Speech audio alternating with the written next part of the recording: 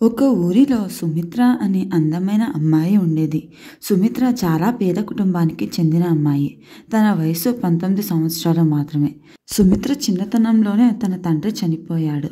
అయితే సుమిత్రకి కేవలం తల్లి మాత్రమే ఉంది. అయితే సుమిత్రకు ఒక పెద్దింటి సంబంధం వచ్చింది. తన వయసు చిన్నదైనా సరే తన తల్లికి వేరే మార్గం లేక ఆ వివాహానికి ఒప్పుకుంటుంది. సుమిత్రకు కాబోయే అత్తగారికి 3 కుమారులు. తనకు భర్త లేరు. వాళ్ళది ఒక ఇత్తడి వ్యాపారము. తన పెద్ద కుమారునికి పెళ్లి చేసి తన పిల్లలతో తన మిగిలిన జీవితాన్ని గడపాలని చూస్తుంది. ఇలా సుమిత్ర పెళ్లి ఒక పెద్దింట్లో అవుతుంది. సుమిత్రకి పెళ్ళైన కొద్ది రోజుల్లోనే ఆ ఇంట్లో అందరితో కలిసిపోతుంది. అందరి అవసరాలను చూస్తుంది. సుమిత్ర మరుదులు వయసులో తనకంటే పెద్దవాళ్ళు అయినా సరే సుమిత్రను తల్లిలా భావిస్తారు. సుమిత్ర భర్త విశాల్ సుమిత్ర కంటే వయసులో 10 సంవత్సరాలు పెద్దవాడు. రోజులు గడుస్తున్నాయి కానీ విశాల్ ఒక్కసారి కూడా తన భార్యను చూడలేదు.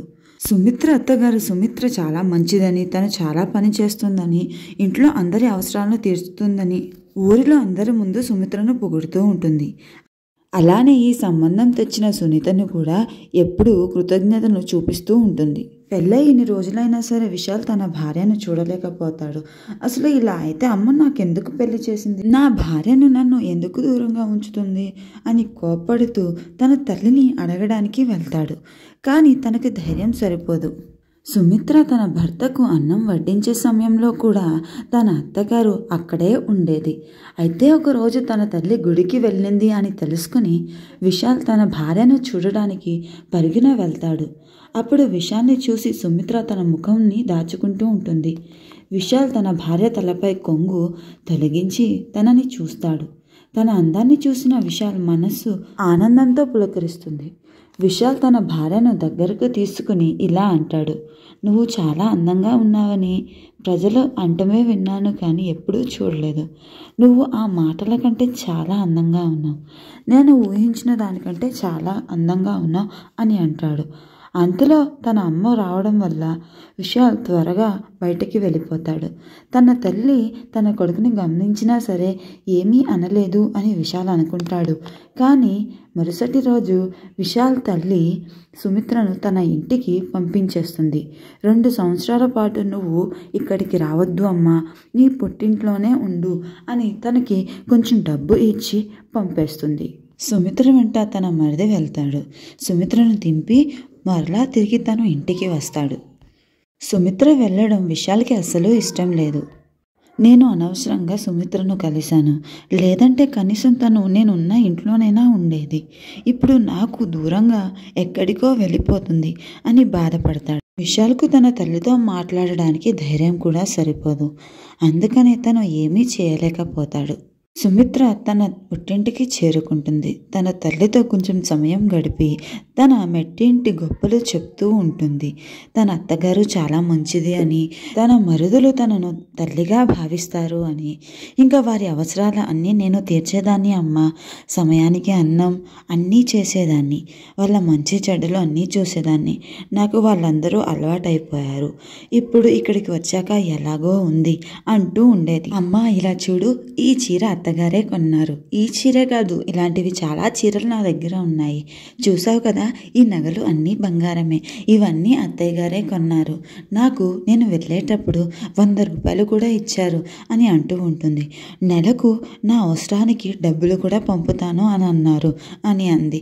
అప్పుడు తన తల్లి తన యొక్క కూతురి అదృష్టాన్ని చూసి చాలా సంతోషపడుతుంది. రోజులు గడుస్తున్నాయి కానీ అత్తారింటి నుండి ఏ వార్తలు రావడం లేదు.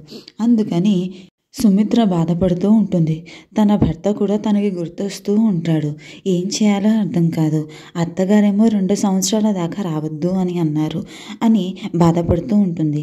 అంతలో తలుపు దగ్గర ఎవరో తలుపు కడుతూ ఉంటారు. ఎవరా అని చూస్తే చిన్న మరిది అక్కడ ఉంటాడు. దానితో సుమిత్ర చాలా ఆనందపడుతుంది. రా చిన్న అని తనని లోపలికి పిలిచి తనకు అతిథి సేవలు చేస్తుంది. అప్పుడు చిన్న మరిది లేచి వదినా, ఇదిగో అమ్మ నీకు ఇవి ఇవ్వమంది అంటూ ఒక సంచిని కొంత డబ్బుని ఇస్తాడు. అప్పుడు సుమిత్ర ఇలా అంటుంది, సరే అవన్నీ పక్కన పెట్టు, అందరూ ఎలా ఉన్నారు ఇంట్లో, నువ్వు 2 రోజులు ఉండి వెళ్ళు, నాకు ఎలాగో ఉంది, మీరంతా నాకు అలవాటు అయిపోయారు కదా అని బాధపడుతూ ఉంటుంది. అప్పుడు చిన్న, లేదు వదినా, నాకు ఎగ్జామ్స్ ఉన్నాయి, లేదంటే ఉండిపోయేవాడిని, కానీ ఇప్పుడు నేను తప్పకుండా వెళ్ళాల్సిందే, ఎగ్జామ్స్ అయ్యాక నేను మరలా రావడానికి ప్రయత్నిస్తాను వదినా అంటూ తను బయలుదేరతాడు. సుమిత్ర తన మరిది వెళ్ళాక తన తల్లి దగ్గర కూర్చుని, ఇదిగో అమ్మా, ఇదిగో ఈ సంచిలో ఏముందో చూద్దాం రా అంటూ సంచి తెరుస్తుంది. అందులో ఎన్నో మిఠాయిలు, ఫ్రూట్స్ మరియు చీరలు, అలానే కొంత డబ్బు ఉంటుంది. దాంతో తన తల్లి ఎంతో ఆనందపడుతుంది. సుమిత్ర ఆ చీర చూపిస్తూ, చూసావా అమ్మా, మా అత్తగారు నీకు కూడా చీర కొన్నారు, ఇదిగో తీసుకో అని అంటూ ఉంటుంది. అలా చూస్తూ ఉండగా ఒక్కసారిగా ఆ సంచిలోంచి ఒక చీటీ కింద పడుతుంది. ఆ చీటీని వెంటనే తన తల్లి చూడకుండా సుమిత్ర దాచిపెడుతుంది. అవన్నీ చూస్తుంది కానీ సుమిత్ర మనసంతా ఆ చీటీ మీదే ఉంది. తర్వాత అందరూ పడుకున్నాక రాత్రి సమయంలో సుమిత్ర ఆ చీటీని చదువుతుంది. ఆ చీటీ రాసింది విశాల్. చీటీలో ఇలా ఉంది, సుమిత్ర, ఎలా ఉన్నావు, నీ ఆరోగ్యం ఎలా ఉంది, నువ్వు నాకు చాలా గుర్తొస్తున్నావు, నిన్ను చూడకపోయినా బాగుండేది, బాగానే ఉండేవాడినేమో, కానీ నువ్వు నాకు దూరంగా ఉన్నావన్న ఆలోచన కూడా నాకు బాగోలేదు, నిన్ను చూసినప్పటి నుంచి నాకు నిద్ర పట్టడం లేదు, ఎటు చూసినా నువ్వే కనిపిస్తున్నావు, నాకు పని కూడా చేయబుద్ధి అవ్వట్లేదు అని బాధపడుతూ ఉంటాడు. 2 సంవత్సరాలు ఎలా గడుస్తాయో తెలియదు కానీ నువ్వు నాకు బాగా గుర్తొస్తున్నావు అని అంటూ ఉంటాడు. ఈ చీటీ నీకు దగ్గరలో ఉంచుకో, అప్పుడు నేను నీ దగ్గరలోనే ఉన్నాను అన్న ఫీలింగ్ వస్తుంది, సరేనా, నేను ఈ చీటీ పంపడానికి చాలా కష్టపడ్డాను, ఇలానే చాలా చీటీలు పంపిస్తూ ఉంటాను నువ్వు నా దగ్గరకు వచ్చేంత వరకు అని అంటూ తన చీటీని ముగిస్తాడు. చూస్తూ ఉండగానే 2 సంవత్సరాలు గడుస్తాయి. ఆ తర్వాత సుమిత్ర తన అత్తగారింటికి వెళ్తుంది. కానీ విశాల్ తనని ఒక్క నిమిషం కూడా వదలడు, తనని చాలా బాగా చూసుకుంటాడు, తనే జీవితం అన్నట్టు వ్యవహరిస్తాడు. వాళ్ళది ఇత్తడి వ్యాపారం అవడం వల్ల విశాల్ ఎప్పుడూ పనిలోనే మునిగి ఉంటాడు. విశాల్ సుమిత్రతో ఇలా అంటున్నాడు, నాకు ఈ పని లేకపోతే నేను నీతోనే ఉండేవాడిని, నిన్ను చూస్తూ నాకు కడుపు నిండిపోతుంది అని అంటూ ఉండేవాడు. పెళ్ళయి అప్పటికే 3 సంవత్సరాలు అయిపోయింది. కానీ పిల్లలు లేకపోవడంతో అత్తగారు సుమిత్రను అడుగుతూ ఉంటారు. సుమిత్ర సిగ్గుపడుతూ వెళ్ళిపోతుంది. ఇలా గడిచేసరికి 5 సంవత్సరాలు అయిపోతుంది.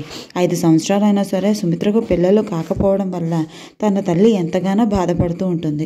విశాల్ తన తల్లి పోరు పడలేక సుమిత్రను తీసుకుని హాస్పిటల్కి వెళ్ళి మొత్తం చెకప్స్ చేయిస్తాడు. అయితే డాక్టర్ అదేమీ లేదు, సుమిత్ర మొత్తం బాగానే ఉంది, ఎందుకు పిల్లలు పుట్టడం లేదో అర్థం కావట్లేదు, కొంతమందికి ఇంతే, పిల్లలు ఆలస్యం అవుతారు, మీరు ఏం కంగారు పడద్దు అని అంటారు. అప్పుడు విశాల్ తల్లి సరే అనుకుంటూ ఎన్ని సంవత్సరాలు ఎదురు చూసాము, ఇంకో 2 సంవత్సరాలు ఎదురు చూద్దాము అని అనుకుంటుంది. రోజులు గడిచేసరికి సుమిత్ర కూడా మనసులో ఇలానే అనుకుంటూ ఉంటుంది, ఇంకా నాకు పిల్లలు పుట్టరేమో అని భావిస్తూ ఉంటుంది. పైగా దానికి తోడు లోకులు కూడా అలానే మాట్లాడుతూ ఉంటారు. దాంతో సుమిత్ర చాలా బాధపడుతూ ఉంటుంది. ఒకరోజు విశాల్ తల్లి సుమిత్ర దగ్గరికి వచ్చి ఇలా అంటుంది, సుమిత్ర, నా బిడ్డకు పిల్లలు లేకపోతే ఎలా, నువ్వేనా విశాల్కి చెప్పు, నేను పిల్లలు లేకుండా వాడిని ఊహించుకోలేకపోతున్నాను, మా వంశం వాడితోనే ఆగిపోతే మేము ఉండగలమా అని సుమిత్రతో మాట్లాడుతూ ఉంటుంది. అప్పుడు సుమిత్ర, నేను ఏం చేయాలి అత్తయ్య గారు అని అంటే తను ఇలా అంటుంది, సుమిత్ర, విశాల్కి నేను ఎంతో చెప్పాను 2వ పెళ్లి గురించి, తాను నా మాట వినడం లేదు, కానీ నువ్వు చెప్తే తను తప్పకుండా వింటాడు, దయచేసి చెప్పి పుణ్యం గట్టుకో, నేను చెప్తున్నా కదా, ఎంతమంది కోడలు వచ్చినా నువ్వు నాకు ఏమీ తక్కువ చేయలేదు, నువ్వు చాలా మంచిదానివి, కానీ నా బిడ్డకు పిల్లలు లేకపోతే మా వంశం ఏమైపోతుంది అని బాధపడుతుంది. దాంతో సుమిత్ర, లేదు అత్తయ్య, నేను ఆయనతో మాట్లాడతాను అని మాట ఇస్తుంది. సుమిత్ర మాట అయితే ఇస్తుంది కానీ చాలా ఏడుస్తూ ఉంటుంది. అంతలో విశాల్ రావడం గమనించి తన కళ్ళు తుడుచుకుని నార్మల్గా ఉన్నట్లు వ్యవహరిస్తుంది. కానీ విశాల్ తనని పట్టేసుకుంటాడు.